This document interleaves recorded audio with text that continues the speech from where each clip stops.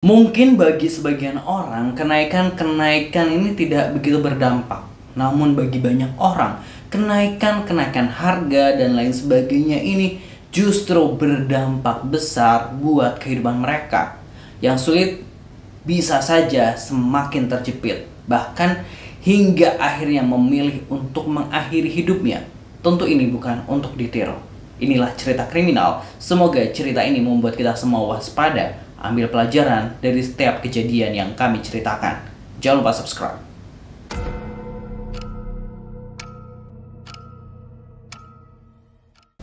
Di tengah kesibukannya sebagai mahasiswi di Jogja yang bergelut dengan perkuliahan dan mulai memasuki semester baru, seorang mahasiswi tengah berjuang dengan nasib kuliahnya. Disebabkan karena pembayaran uang kuliah yang begitu membebani hati dan pikiran, karena sudah sangat tidak kuat dan merasa hanya bertemu jalan buntu.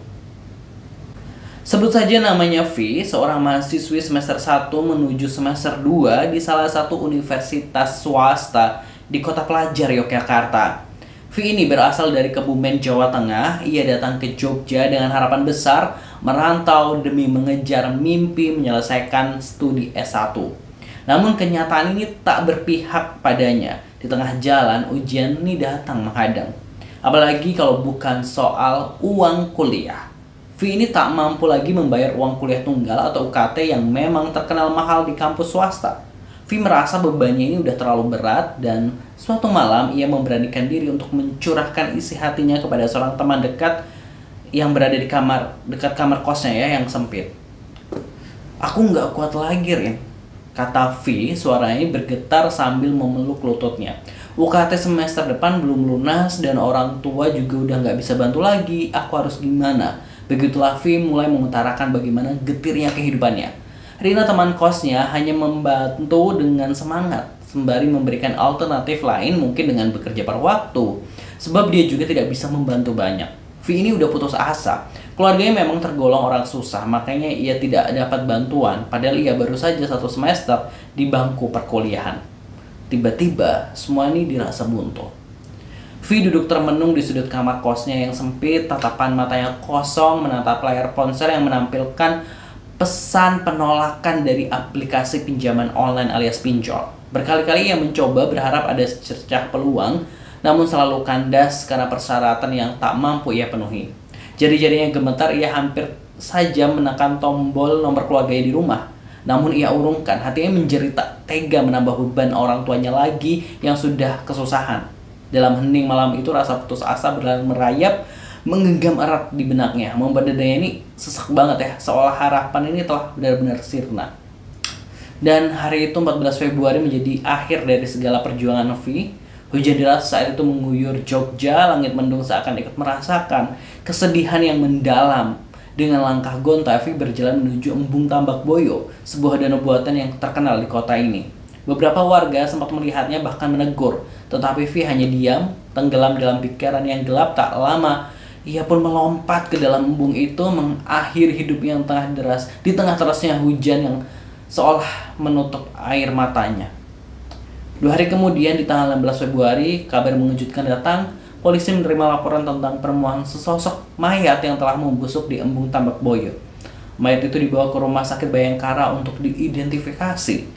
Setelah diperiksa, terungkaplah bahwa mayat tersebut adalah seorang perempuan.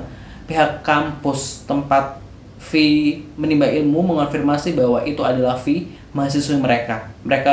Beberapa saksi pun diminta keterangan untuk menyusun puzzle terakhir dari kisah tragis ini. Berita duka ini akhirnya sampai juga keluarga V di Kebumen. Hati orang tuanya pasti hancur, hanya mampu menyatakan keikhlasan atas kepergian anak mereka. Impian yang dibawa V ke Jogja kini telah berakhir, meninggalkan luka yang tak akan sembuh lagi bagi mereka yang mencintainya. Jogja yang seharusnya menjadi saksi keberhasilan, kini menjadi tempat di mana kisah hidupnya terhenti. Terlepas dari pilihan hidup V, gue ini juga punya pengalaman hidup gue pribadi terkait kebuntuan-kebuntuan seperti ini. Nah, guru gue ini dulu pernah bilang, jika kita udah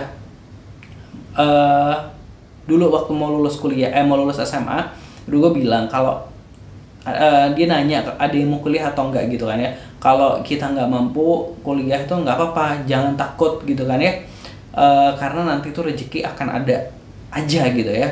Akan ada datang dengan sendirinya, kata guru gue waktu itu. Tapi gue nggak ngerti ketika gue kuliah, alhamdulillah gue juga ada rezeki sendiri iya gitu ya. Terus gue nggak ngerti juga untuk di orang tua gue seperti apa waktu itu. Tapi ada momen dimana ketika gue ikut membantu adik gue ini kuliah. Jadi adik kan gue kuliah, terus gue bantu adik gue ini untuk kuliah. Terus ada momen dimana waktu itu pandemi kan, ada pandemi COVID dan adik gue juga masuk kuliah. Dan waktu itu gue kena PHK gitu ya, pemutusan hubungan kerja, karena waktu itu di kantor gue termasuk masih baru di kantor tersebut, belum setahun lah gitu kan. Dan yang baru-baru itu kena PHK dan kena layoff. Dan waktu itu gue juga bingung karena ya gue nggak ada penghasilan lain gitu ya. Waktu itu emang gue udah punya akun di YouTube gitu ya, YouTube gue udah berjalan, udah dapet AdSense dan lain sebagainya. Tapi emang waktu itu emang cuma buat tambahan gitu kan. Jadi kan kerjaan utama gue adalah bekerja gitu kan. Nah gue dapet AdSense dari YouTube hanya untuk tambahan, hitung-hitung buat uang jajan ya waktu itu. Nah terus karena di PHK itu gue akhirnya yaudah, yang bisa gue lakukan waktu itu adalah buat bikin konten gitu di tengah keterbatasan juga pandemi gitu. Apalagi waktu itu konten gue juga explore kota gitu, kota Jakarta. Jadi agak bingung-bingung ya, maksudnya agak bingung-bingung di tengah kesulitan itu. Nah, terus penghasilan dari YouTube itu cuma cukup buat biaya hidup gue di Jakarta. Jadi seminimal biaya hidup gue, paling gak cukup buat makan, cukup buat biaya living cost lah gitu ya untuk kehidupan di Jakarta gitu kan. Sebelumnya tuh maksud gue bisa nabung dan lain sebagainya gitu. Tapi karena pandemi dan lain sebagainya kemarin itu, terus dan gue baru fokus ke YouTube, nah cuma cukup buat living cost aja gitu kan. Nah terus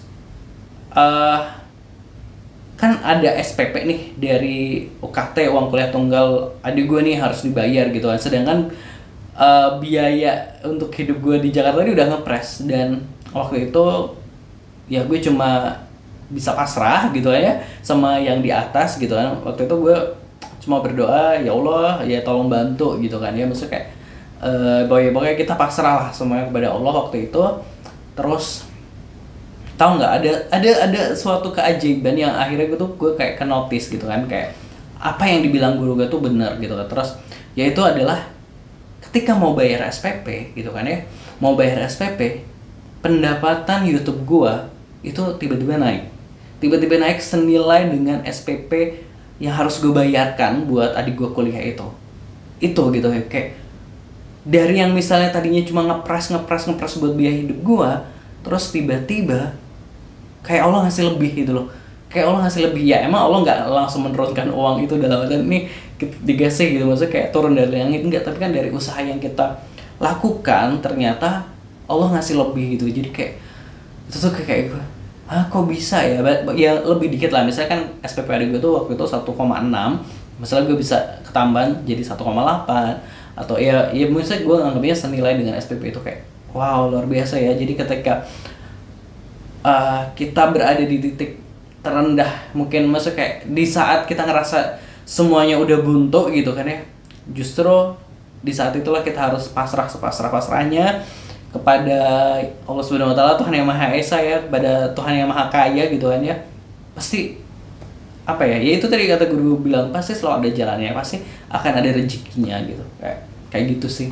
Jadi buat teman-teman yang mungkin mendengarkan video ini, melihat video ini, terus apa ya, sedang dalam kesukaran, kesulitan atau kesempatan, satu-satunya yang bisa diharapkan terakhir ya hanya Tuhan kita yang Maha Kaya, karena nggak ada lagi gitu ya. Ya waktu itu gue juga pandemi, kita mau minta tolong siapa gitu kan ya, kayak teman-teman kita juga lagi mungkin kesusahan gitu kan dan sebagainya. Jadi kayak yaudah yang di atas saja, iya nggak sih gitu.